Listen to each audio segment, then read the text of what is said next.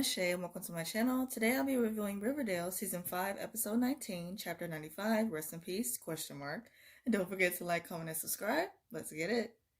The episode starts off with Jughead at Pops and he is writing. He is narrating about the core being similar to the characters in the film It, who return to their hometown to deal with the trauma and face their darkest monsters yet, referring to themselves.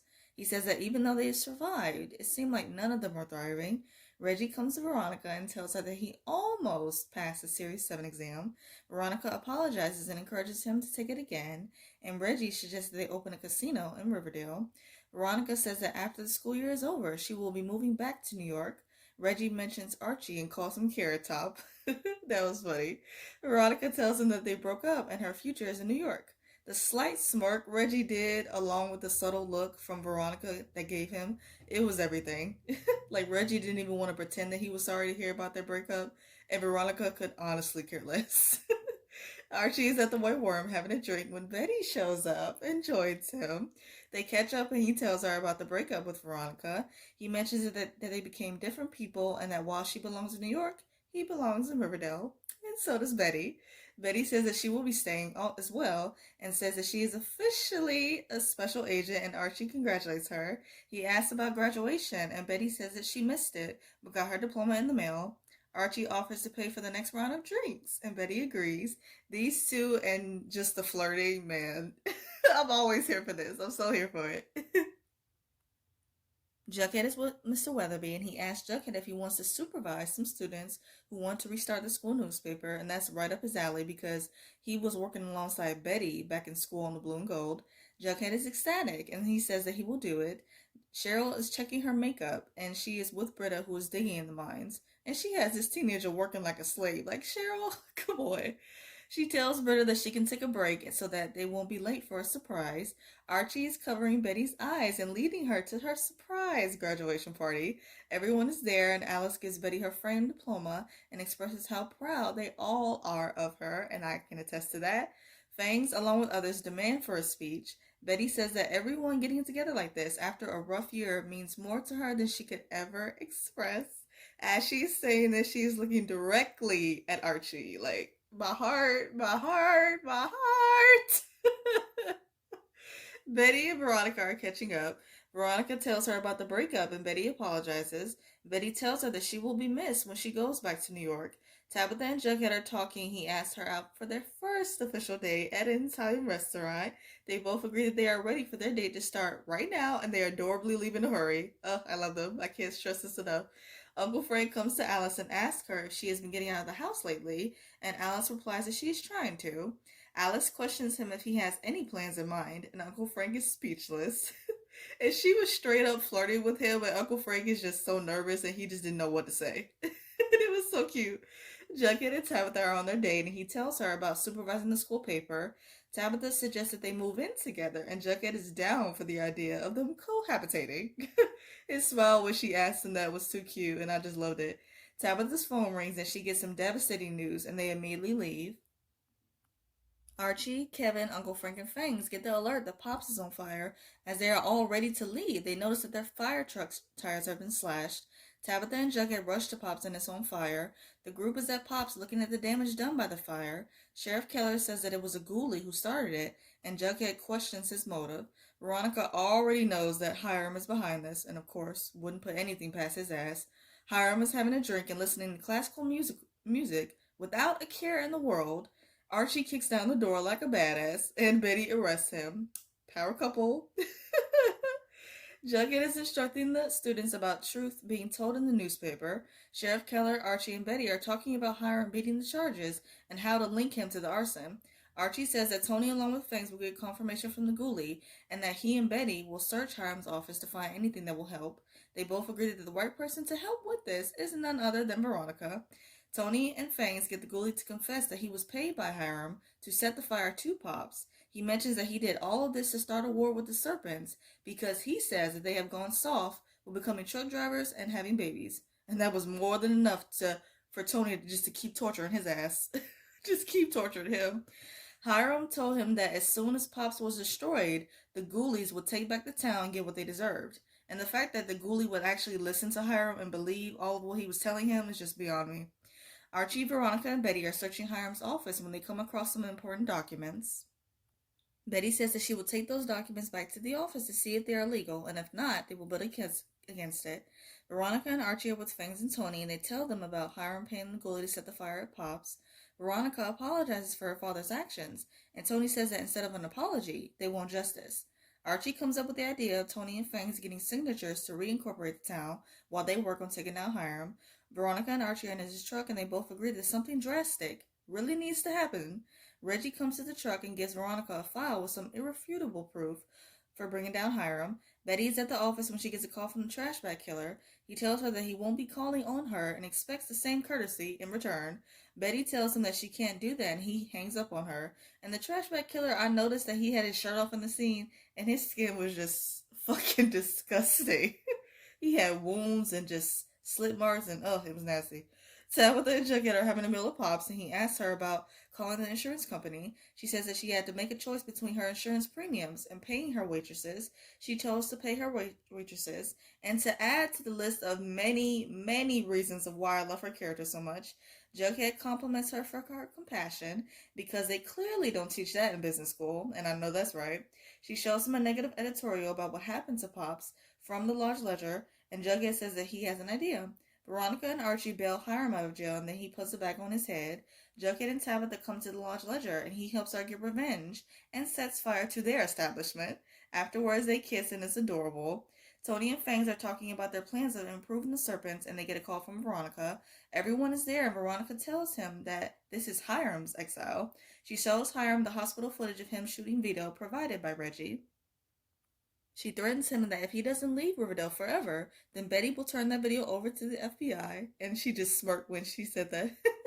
He's worried about his possessions, and that's the last thing that he should be worried about. You should be worried about making it out alive. Veronica says that they will sell it and use that money to rebuild Pops. She points a gun at Hiram, and he starts walking. He looks back, and everyone holds up their weapons, and he keeps on walking like, bye-bye, you little bitch. Bye-bye. See you when I see you. Not. Sheriff Keller asks Kevin if he wants to be his deputy, and Kevin replies that he will be honored. He plans to go to New York instead to fulfill his dreams of being on Broadway, and that he doesn't want to regret it. And I'm so proud of Kevin, my baby Kev, for just not giving up and continuing to follow his dreams, especially after he admitted to feeling like not accomplishing anything in his life. Archie, Fangs, and Tony discuss about the signatures along with the future of the town and the new mayor. Archie suggests that Tony become the mayor, and Tony says that she doesn't have the bandwidth. He asks Fangs if he is interested, and Fangs says that he is now Serpent King. Archie tells them both to get people to come to the town hall meeting. Cheryl is working in the mines with Britta when she finds some skeletons. She confronts Nana Rose, and Nana Rose says that she was wondering how long it would take for someone to find them. She tells her about a story in 1890, a woman named Abigail, who ran an all-girls school at Thornhill. The people of the town wanted to buy the palladium under her groves, but Abigail refused. They came to Thornhill and forced her to leave. They accused her of being a witch and then burned her to the stake. The people who did this were the ancestors of Archie, Jughead, and Betty. She says that after Abigail's death, the people of the town claimed the mines and started to dig in them. There was a collapse, killing so many people, and they believe it to be Abigail's curse.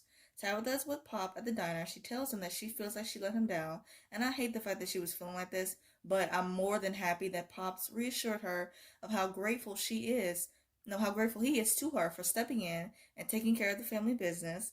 Pop says that he will use his retirement money to repay the damages only on one condition, that she lets him come back and work with her at the diner.